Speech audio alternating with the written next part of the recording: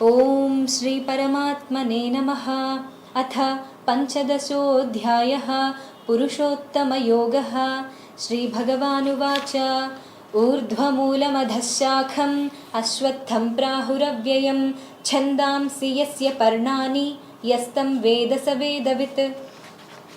ఇప్పుడు 14వ అధ్యాయం గుణత్రయ విభాగ యోగం నుంచి 15వ అధ్యాయం పురుషోత్తమ యోగమునకు వచ్చేసాం. పురుషోత్తమ యోగంలో మొదటి శ్లోకము వినిపించారు వైష్ణవి. దాని భావం ఏంటంటే, భగవానుడు పలికెను, ఆది పురుషుడైనటువంటి పరమేశ్వరుడే మూలముగా, బ్రహ్మే ముఖ్య శాఖగా అంటే కాండముగా, వేదములే పర్ణములు అంటే ఆకులుగా గల ఈ సంసార రూప అశ్వత్థ వృక్షము నాశరహితమైనది అంటే శాశ్వతమైనది.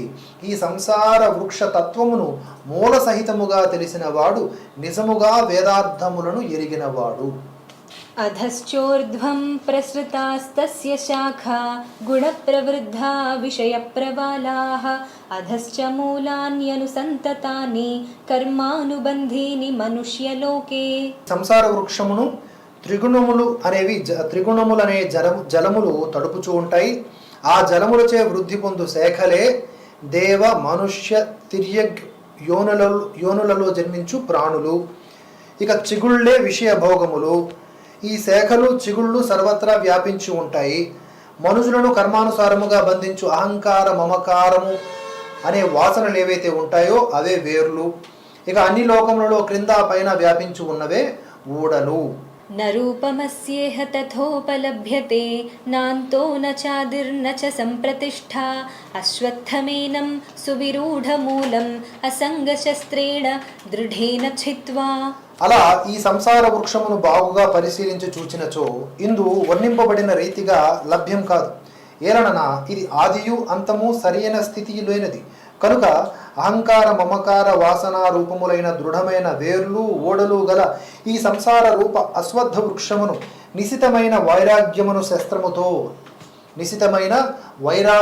శస్త్రముతో ఖండించి తతః పదం తత్పరిమార్గితవ్యం యస్మిన్ గతా న నివర్తంతి భూయః తమేవ చాద్యం పురుషం ప్రపద్యే యతః ప్రవృత్తిః ప్రసృతా పురాణి. అనంతరం ఆ పరమపద రూపుడైన పరమేశ్వరుణ్ణి సర్వతోముఖముగా అన్వేషించాలి. ఆ పరమపదమును చేరిన పురుషులు ఈ జగత్తునకు తిరిగి రారు. అట్టి పరమేశ్వరుని నుండియే ఈ పురాతన సంసార వృక్ష పరంపర విస్తరించి ఉన్నది. అట్టి ఆది పురుషుడైన నారాయణుణ్ణి శరణు పొంది దృఢ నిశ్చయముతో ఆ పరమేశ్వరుణ్ణి మనన నిధిధ్యాసాదులు చేయవలను. నిర్మాణమోహాజిత సంగదోషా అధ్యాత్మ నిత్యా వినివృత్త కామాః ద్వంద్వైర్విముక్తాః సుఖ దుఃఖ సంజ్ఞైః గచ్చంత్యమూఢాః పదమవ్యయం తత్. దురభిమానమును మోహమును త్యజించిన వారును, ఆసక్తియును దోషమును జయించిన వారును, ప్రాపంచిక వాంఛల నుండి పూర్తిగా మరలిన వారును, పరమాత్మ స్వరూపమునందు నిత్య స్థితులైన వారును, సుఖ దుఃఖాది ద్వంద్వముల నుండి విముక్తులైన వారును అగు జ్ఞానులు శాశ్వతమైనటువంటి ఆ పరమపదమును పొందుదురు అని భావం. న తద్భాసయతే సూర్యో న శశాంకో న పావకః యద్గత్వా న నివర్తంతే తద్ధామ పరమం మమ. స్వయం ప్రకాశ స్వరూపమైన ఆ పరంధామమును సూర్యుడు గాని చంద్రుడు గాని అగ్ని గాని ప్రకాశింపచేయజాలరు. అట్టి పరంధామమును చేరిన పుణ్యాత్ములు మరలా ఈ జగత్తున ప్రవేశింపరు అనగా జన్మింపరు. మమైవాంశో జీవలోకే జీవభూతః సనాతనః మనఃషష్ఠానీంద్రియాణి ప్రకృతిస్థాని కర్షతి. ప్రాణిలోకమున ఈ దేహమునందున్నటువంటి సనాతనమైన జీవాత్మ కృష్ణుడి అంశయే. అది ప్రకృతి యందు స్థితములై ఉన్నటువంటి మనస్సు ఇంద్రియములను శబ్దాది విషయముల ద్వారా తన వైపు ఆకర్షించును. శరీరం యదవాప్నోతి యచ్చాప్యుత్క్రామతీశ్వరః గృహీత్వైతాని సంయాతి వాయుర్గంధాని వాసయాత్. వాయువు ఏ విధంగా అయితే వాసనల్ని ఒక చోటు నుండి మరొక చోటుకి తీసుకొని పోతుందో, దేహాదులకు స్వామి అయినటువంటి జీవాత్మ ఒక శరీరము త్యజించినప్పుడు మనస్సు ఇంద్రియములను గ్రహించి వాటితో కూడా మరొక శరీరమును పొందును అనగా దానిలో ప్రవేశించును.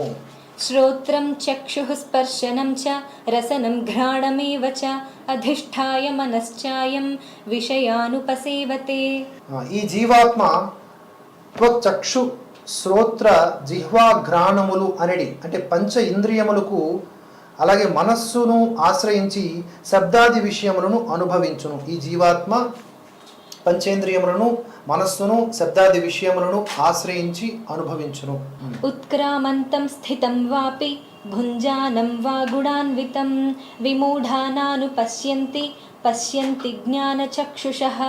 జీవాత్మ శరీరమును త్యజించినప్పుడు, శరీరమునందు స్థితుడై ఉన్నప్పుడు, విషయ భోగములను అనుభవించుచున్నప్పుడు, అటులే త్రిగుణములతో కూడినప్పుడు అజ్ఞానులు తెలుసుకొనలేరు. కేవలము వివేకశీలురైనటువంటి జ్ఞానులే తమ జ్ఞాన నేత్రముల వలన స్వస్వరూపమును తెలుసుకోగలరు. యతంతో యోగినశ్చైనం పశ్యంత్యాత్మన్యవస్థితం యతంతోపి అకృతాత్మానో నైనం పశ్యంతి అచేతసః. అంతఃకరణ శుద్ధి గల యోగులు తమ హృదయములందున్నటువంటి ఈ ఆత్మతత్వమును ప్రయత్నశీలురై తెలుసుకొనగలరు. అంతఃకరణ శుద్ధి గల యోగులు. కానీ అంతఃకరణ శుద్ధి లేని అజ్ఞానులు ఎంతగా ప్రయత్నించినను ఈ ఆత్మను తెలుసుకొనజాలరు.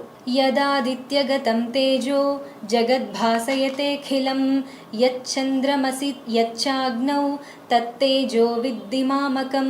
సమస్త జగత్తును ప్రకాశింపజేయు సూర్యుని తేజస్సును, అటులనే చంద్రుని తేజస్సును, అగ్ని తేజస్సును నా తేజస్సుయే అని ఎరుంగుము అని అర్జునుడికి శ్రీకృష్ణుడు చెప్తున్నాడు. గామావిశ్య చ భూతాని ధారయామి అహమోజసా పుష్ణామి చౌషధీః సర్వాః సోమో భూత్వా రసాత్మకః. పృథ్వీయందు ప్రవేశించి నేను నా శక్తి ద్వారా సకల భూతములను ధరించి పోషించుచున్నాను. రసస్వరూపుడనై అనగా అమృతమయుడైనటువంటి చంద్రుడనై ఓషధులకు అనగా అన్నింటికీ కూడా పుష్టిని చేకూర్చుచున్నాను.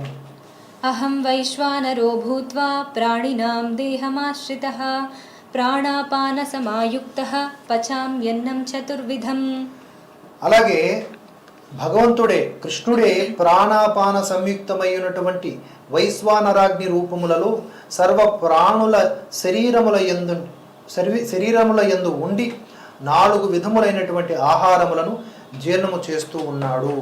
సర్వస్య చాహం హృది సన్నివిష్టో మత్తః స్మృతిర్జ్ఞానమపోహనం చ వేదైశ్చ సర్వైః అహమేవ వేద్యో వేదాంతకృద్వేదవిదేవ చాహం.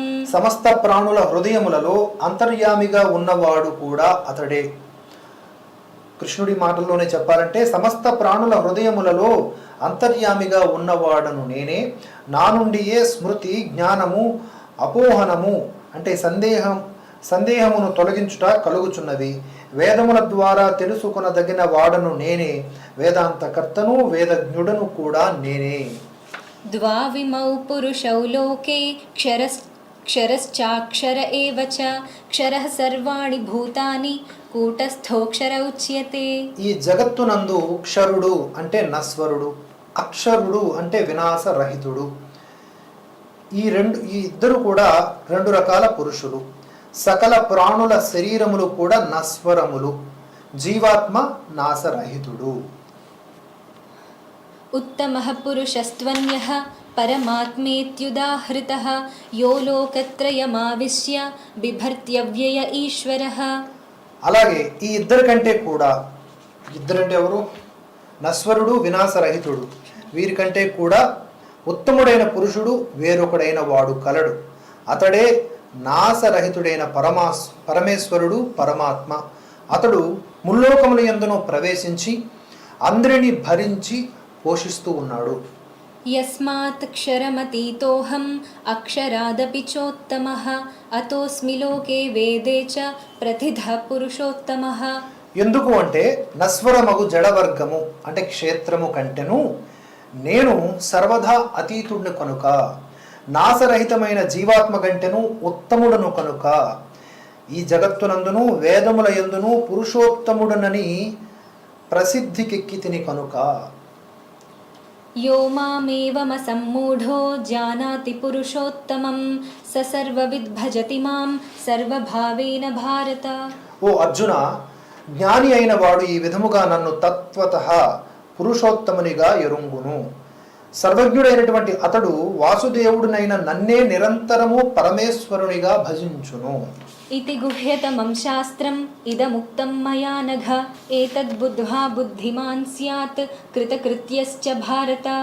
ఓ పుణ్యపురుష, ఓ అర్జున, అత్యంతము గోప్యమైన ఈ శాస్త్రమును ఈ విధముగా నీకు తెలిపితిని. దీని తత్వమును తెలుసుకొనిన మనుష్యుడు జ్ఞాని అయి కృతార్థుడు కాగలడు. ఓం తత్సదితి శ్రీమద్భగవద్గీతాసు ఉపనిషత్సు బ్రహ్మ విద్యాయాం యోగశాస్త్రే శ్రీకృష్ణార్జున సంవాదే పురుషోత్తమయోగో నామ పంచదశోऽధ్యాయః. 15వ అధ్యాయం పురుషోత్తమ యోగము ఆ విధంగా పూర్తి కాబడింది.